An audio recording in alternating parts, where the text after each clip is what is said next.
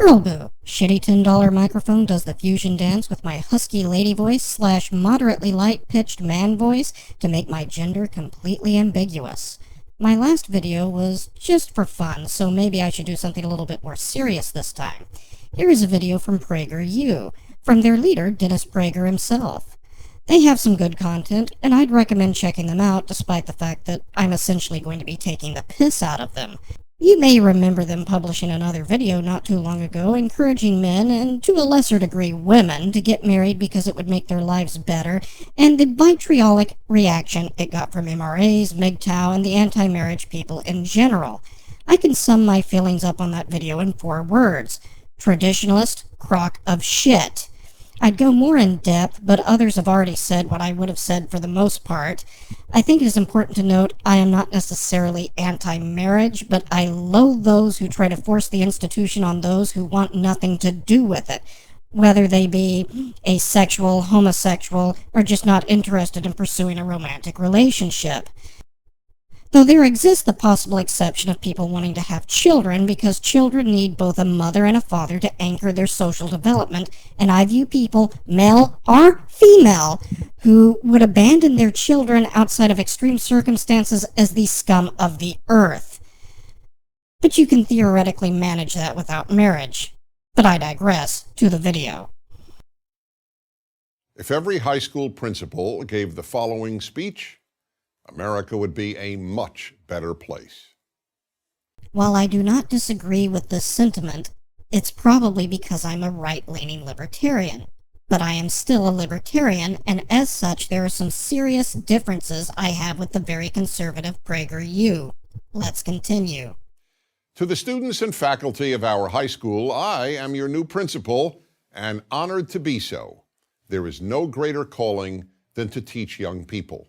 Serving your country in the military, saving lives as a firefighter, paramedic, or a member of the Red Cross, volunteering your free time at homeless shelters? Sorry, no. I can think of several greater callings than educating a bunch of ungrateful teenage brats, a significant portion of whom will squander it. Frankly, if I was to rank my most loathed professions, members of the public education system would rank in the top 10 easily. And don't give me that hashtag not all bullshit. There are good politicians, lawyers, and used car salesmen too, but there is a reason people hate members of those professions, and it is well deserved. I would like to apprise you of some important changes coming to our school. First, this school will no longer honor race or ethnicity. I could not care less if you are black, brown, red, yellow, or white. I could not care less if your origins are African, European, Latin American, or Asian, or if your ancestors arrived here on the Mayflower or on slave ships. The only identity this school will recognize is your individual identity, your character, your scholarship, your humanity. And the only national identity this school will recognize is American. This is an American public school, and American public schools were created to make better Americans. If you wish to affirm here an ethnic or racial identity or a national identity other than American, you will have to attend another school. So far, so good. I could make a quip about foreign exchange students, but that is splitting hairs and not really relevant to the point Mr. Prager is trying to make. This includes after-school clubs. I will not authorize clubs that divide students based on identities such as race, ethnicity, sexual orientation, or whatever else may become in vogue in our society. There is a bit of a quibble here, one that I can easily see going both ways. If it is a school-sponsored club, I absolutely agree with this sentiment. But if it isn't necessarily endorsed by the school, students should be able to do whatever they want. There is the sticky wicket of whether or not they should be able to use school facilities for these kind of unauthorized clubs, though. My high school did have religious clubs, though, and while they couldn't endorse these activities, several Christian denominations did use the school facilities for their activities. As a response, despite it being a small town in Oklahoma, a secularist club popped up as a result. People got mad, but the principal of the school made it clear, if there is a Methodist and Baptist club, there can be an atheist or agnostic club too, and all 4 members could use the facilities if they wanted to. Of course, Mr. Prager, You conveniently left religion out of your list of identities. Those clubs cultivate narcissism, an unhealthy preoccupation with the self, while the purpose of education is to get you to think beyond yourself. I don't know about that. There are many heterosexual men who are very interested in lesbianism. It is hardly narcissistic for a man to want to watch two women make out. I know, he means clubs that only allow homosexuals into them. But this does bring up a few pertinent questions. What if a club wanted to focus on the history of a certain nationality or race? A Slavic club that focused exclusively on their history, their culture, and their language shouldn't be allowed? I am not Slavic, but I am fascinated by certain aspects of their history and culture. This seems heavy-handed and bombastic. The school's clubs will be based on interests and passions. Learning about Korean history and culture can be an interest and a passion. Are you going to bar clubs that teach about language because people who already know the language might join? Clubs that transport you to the wonders and glories of art, music, astronomy, languages you do not already speak. No, apparently you will allow those clubs, but only make them available for people who don't already speak the language. What the hell? What if you want to refine your knowledge and use of the language? What if you want to teach others the language? An English club wouldn't be able to exist in many American high schools by your asinine criteria. If you misspoke or meant something else by this, then you fucked up hard, because I tried to think of how I could possibly be misunderstanding you, and I came up with jack shit. For that matter, if we enter an art or music club, should it be forced to be diverse? Can it not focus on a single culture? Because language, music, and art are a part of culture. Culture is what drives ethnicity. Ethnicity is not a polite way of saying race either. A single race can have multiple ethnicities. See the cultural differences between various English-speaking peoples who are almost all Northern European, and an ethnicity can include multiple races. See Hispanic. You can't learn exclusively about Renaissance painters because that might focus too much on Italians. Can't learn about rock and roll because that focuses too much on American and British culture. We need to be interested in all cultures equally. How progressive. And more. If the only extracurricular activities you can imagine being interested in are those based on ethnicity, race, or sexual identity, that means that little outside of yourself really interests you. Because you can't be interested in ethnicities, aka cultures, outside of your own, or identities. I brought up the straight guys like hot lesbians thing as a joke, but now I am thinking it needs to be brought up seriously to this moron. I'm not a Slavophile either. I also am very interested in Incan culture, Celtic, but I am also Irish, so that must be narcissistic, Scandinavian, I must be Hitler, and others. But they interest me more than other cultural groups. I am somewhat biased that way, but can't that just be because those groups interest me more? They aren't the only things that interest me, no, but whether they are or not is beside the point. You aren't thinking outside the box. Second, I do not care whether English is your native language. But don't you dare join the English club if it is. My only interest in terms of language is that you leave this school speaking and writing English as fluently as possible. From classes, not clubs. Unless you don't speak English, then feel free to join a club. The English language has united America's citizens for over 200 years, and it will unite us at this school. Furthermore, I would be remiss in my duty to ensure that you will be prepared to successfully compete in the job market if you leave this school without excellent English language skills. Agree with this entirely. Fluency in English should be mandatory for our high school graduates. We will learn other languages here. It's deplorable that most Americans only speak English. Is it really necessary for most Americans to be bilingual? Is it necessary for most people to be bilingual? Does Dude Bro Mc420 need to know any language other than English to welcome you to Burger King and offer to take your order? It would be nice, but it isn't necessary to the everyman's daily life, so I find it a bit absurd to call it deplorable. But if you want classes taught in your native language rather than in English, this is not the right school for you. I agree with this as well. Public schools should not be put under the strain of accommodating non-English speaking migrants, or worse, migrants who speak English but demand they be catered to. If you want that, set up a private school or homeschool. Third, because I regard learning as a sacred endeavor, everything in this school will reflect learning's elevated status. This means, among other things, that you and your teachers will dress accordingly. There will be a dress code at this school. In a private school, they can do as they please. As a personal opinion, it depends on how strict the dress code is. I agree with certain things being ruled out, but in regards to, say, school uniforms, I am not so sure. That would establish discipline and help prepare them for the real world, so ultimately I have no problem with it. But the issue with this is public schools, which are funded by taxpayers. If a student was dismissed or disciplined for some petty reason, like their t-shirt having an advertisement on it or some lewd joke, everyone who has ever been forced to fund that school and disagrees with that has a reason to be upset, in particular their parents. And the key word here is forced. I am not sure public schools should even exist in the first place.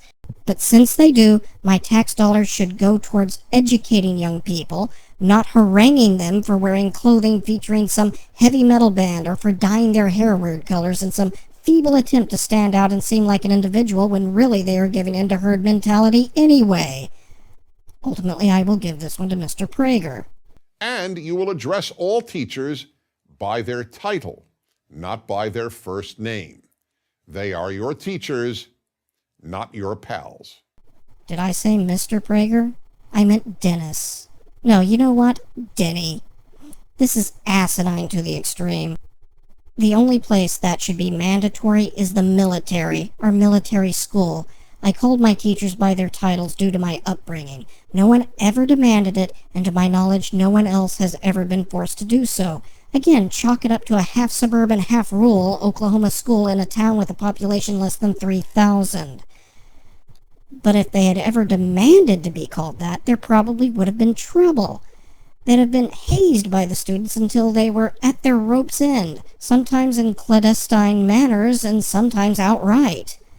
Generally, I refer to people by the name they give me. If they introduce themselves as Mr. Jones, I will probably call them that. If they introduce themselves as Jacob, I will call them that.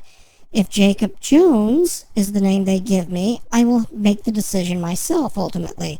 If I feel comfortable around them, by first name. If they hold authority over me, by title. But let me say that I have never had a boss who I referred to by title, and I have been in the workforce 15 years. I knew them all on a first-name basis, and one even got irritated at me when I called him by his last name because he didn't want an uptight work atmosphere and wanted everyone to feel at least a little relaxed around him. Even the worst bosses I have ever had never made this demand of their employees. And one of them was a man-child who would go red in the face and start beating his fist into his desk if you came in to tell him some machinery broke down while demanding to know what you did to break it. So this isn't preparing kids for the real world at all. In fact, if you ever have a boss who makes this demand of you, I'd say quit at the first convenient opportunity. They are probably a prick who will ride your ass, or worse, fire you over something petty in the future anyway. Fourth, no obscene language will be tolerated anywhere on this school's property. Fuck off, Denny. Or better yet, grow up. You sound like an elementary school preppy girl going, you said a bad word, I'm telling. Remember the boss I said would slam his fist into the desk and throw a tantrum? Guess how much profanity was leaving his mouth while he was doing that? Also, guess how many times he overheard his employees swearing like sailors, or in this case, factory workers. Guess how many shits he gave? 0. Hell, I profaned during the interview with him. Apparently there was some church lady type who got all offended and tried to cause a ruckus before me. I said, well, she sounds like she needs something in her cunt other than broken glass and fire ants. When he stopped laughing, he shook my hand and said, you're hired. I don't think he would have hired you, Denny. Or you would have lasted long listening to us scream obscenities all the time, you dainty little girl. By obscene language, I mean the words banned on radio and television, plus epithets such as the B word. You mean bitch. You wouldn't have lasted at my high school. As conservative as it was, almost all the students swore from time to time, even if it was when no one was around. Seriously, you can't even say it in a serious context. It makes you come across like a child. It wouldn't shock me if the B word was butt, you Brady Bunch reject. Even when addressed by one girl to another, or the N word, even when used by one black student to another.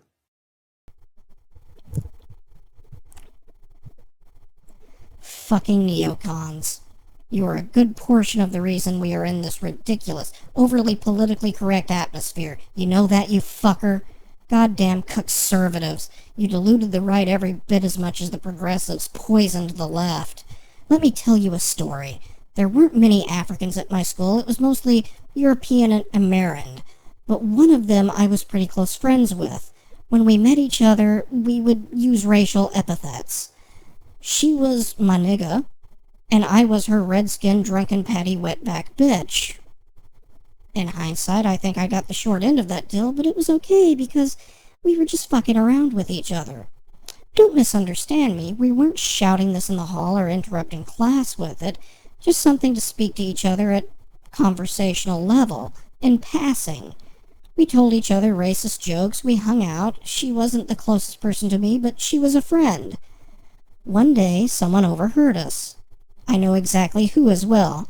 That garish killjoy that occupied almost every school. The ultra-white, snobby girl who just was ugly enough to not be considered pretty, and made up for it by making everyone else's life miserable.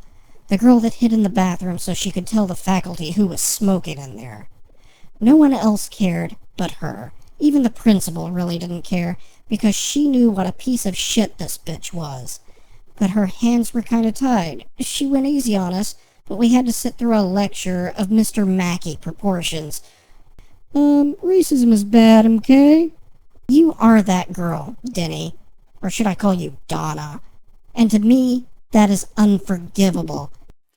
It is my intent that by the time you leave this school, you will be among the few your age to distinguish between the elevated and the degraded, the holy and the obscene. Holy and obscenities go together so well, though. Holy shit, holy fuck, and so on and so forth. But yeah, you threw in your religious element, predictable as clockwork. You are the church lady who won't leave her husband alone, Donna. Fifth, we will end all self-esteem programs. Including suicide prevention. In this school, self-esteem will be attained in only one way. The only way self-esteem can be attained, by earning it. No, that's respect. Funny how you've lost any of that in my eyes. Respect is not earned by being a censorious killjoy. In fact, that is how disrespect is earned for you, you fat, cancerous blob. Maybe someone forgot to tell you. Self-esteem is how you view yourself. Not how anyone else views you, but how you feel about yourself. Everyone could hate you and constantly deride you, but you could think very highly of yourself. Everyone could love and support you, but you could think very little of yourself. Though sometimes what other people say can affect your self-esteem. I think the best way to quash that is to teach people how to take criticism and negativity, rather than shield them from it. I would have thought you would have agreed. But given how much you think we should police the thoughts of young people from their dress to their thoughts, I am not so sure. One immediate consequence is that graduating classes will have one valedictorian, not 8. Wait, what? Is that even a thing? Huh. Well, I'll be damned. Of course it isn't as black and white as Donna Prager is trying to paint it, but it is ridiculous to have more than one. Sixth and last, I am reorienting the school toward academics and away from politics and propaganda. Away from politics, huh? So how are you going to teach young people history and philosophy again? No more time will be devoted to racism, sexism, Islamophobia, homophobia, global warming, tobacco, or gender identity. I don't think it should be the business of schools to indoctrinate children either. But how do you teach history without bringing up things like racism? Global warming is a bit heady for high school students, fine. But are you going to hamstring a science classroom for teaching about climate change and the geological record or other related topics? And tobacco? Don't misunderstand me. I am a libertarian, and if people want to smoke, they should be free to do so. But letting people know the dangers behind it isn't a bad thing. Maybe we shouldn't be drowned in anti-tobacco propaganda, and not paying for those sort of things with tax dollars is paramount, but I could say the same thing about alcohol and illegal drugs like cannabis, all of which have negative side effects too. Lung cancer, cirrhosis of the liver, and fried brain cells are all pretty terrible things to have from taking these products in excess. So why focus exclusively on tobacco? Because it is the libtards' current pet project? They're going after junk food just as hard. Should we stop teaching about nutrition? This one actually baffles me. But seriously, Donna, you need to stop. You are like 3 steps away from wanting to ban sex ed and teaching evolution because we didn't come from no monkeys. No more classes will be devoted to condom wearing and teaching you to regard sexual relations as no more than a health issue. Oh my God! I actually thought of putting a 5-minute pause here with the sound of a lonely howling wind, maybe a few tumbleweeds, but I think it would have been a bit too on the nose. You didn't outright say it, but let's be frank, you basically want to teach abstinence. And that just isn't going to work. Kids are going to do stupid shit. Not all of them, but some of them will. You can, and probably should, teach the easiest way to avoid getting pregnant or getting an STD, and that is simply not to play the game in the first place. And I would agree with that. It should be the upfront thing taught in sex ed, not for religious reasons, but because it is fucking true. But that is only going to stop a handful of them. For the ones that don't buy into it or hadn't already made up their minds, they need to know how to use birth control. I know talking about sex is icky to you, Donna, but you need to pull up your big girl panties, suck it up, and stop being such a pansy. And there will be no more attempts to convince you that you are a victim because you are not white or male or heterosexual or Christian. This school will have failed if any of you graduate without considering him or herself inordinately lucky. Lucky to be alive and lucky to be an American. Now, please stand and join me in the Pledge of Allegiance to the flag of our country. As many of you do not know the words, your teachers will hand them out to you. I'm Dennis Prager. I generally agree with this closing statement. Anything I could say would be splitting hairs, as when this video started and I brought up foreign exchange students. I don't want to get into the habit of misrepresenting things other people say for gotcha moments. I will do that plenty of times on accident for miscommunications without the need of doing it deliberately. But just because that closing statement is a good one, it should be remembered a broken clock is still right twice a day. It is important to remember that the right is just as capable of the left when it comes to being regressive, authoritarian shitheads.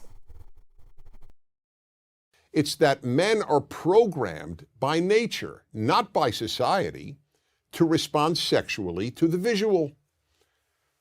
This is an area in which men are so different from women that it's probably impossible, no, not probably, just outright impossible, for a woman to truly understand.